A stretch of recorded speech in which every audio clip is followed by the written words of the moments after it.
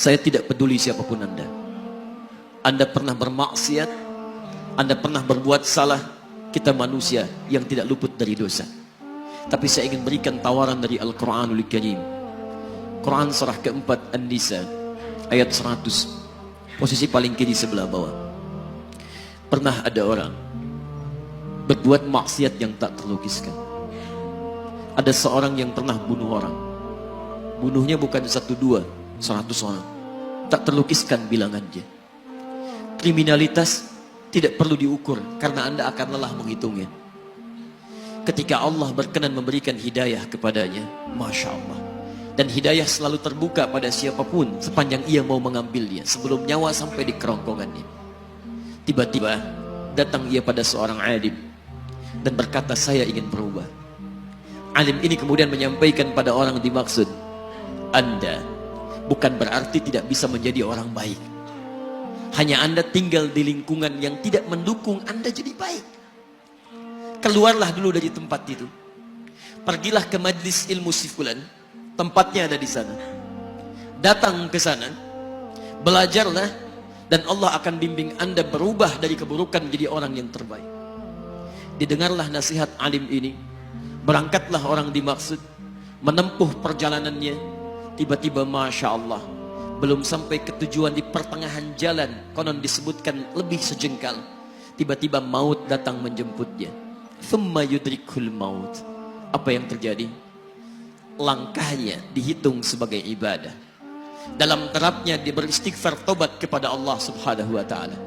Taubatnya menghadirkan cinta Allah subhanahu wa ta'ala. Quran surah kedua ayat 222 di ujung ayatnya. Innallaha yuhibbut tawwabin. Allah mencintai orang-orang taubat. Dan cinta Allah menghadirkan ampunan bagi seluruh dosanya. Quran surah ketiga Ali Imran ayat 31, paling kiri sebelah atas.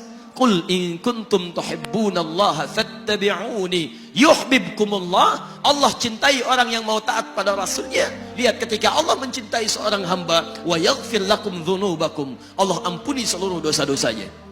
Derap langkahnya menghadirkan istighfar, taubatnya menghadirkan cinta Allah menghadirkan seluruh ampunan bagi dosa-dosa yang ia miliki.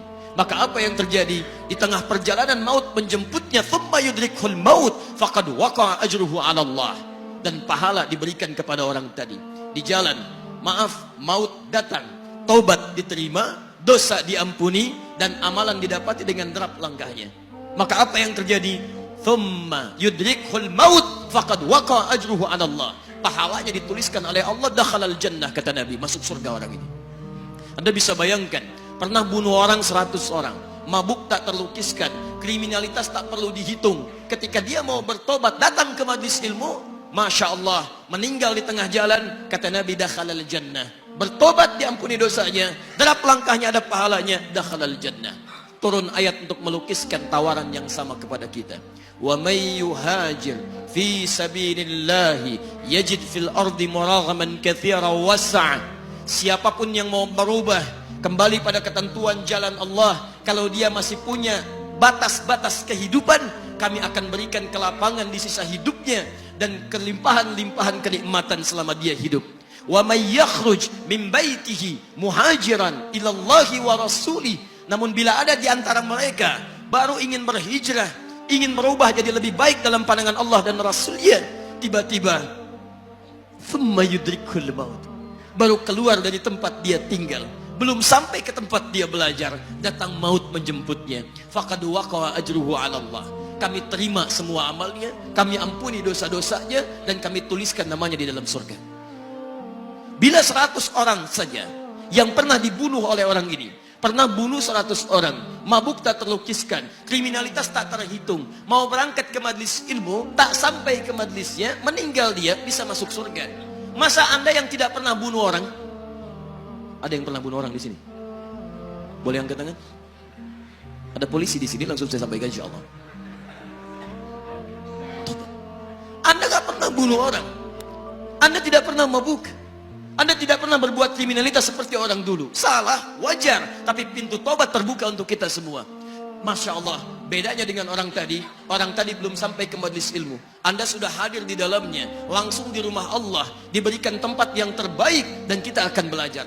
Kalau dengan semua ini belum mempermudah Anda ke surga, dengan cara apa lagi Allah mesti mengantarkan Anda ke surga?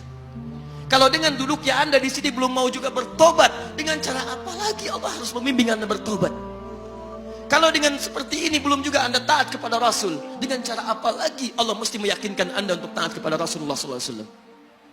Karena itu teman-teman sekalian, mari kita pelajari ilmunya, dan dengan ilmu itu akan membimbing kita insya Allah kembali kepada Allah sampai mengajak keluarga kita ke surga insya Allah.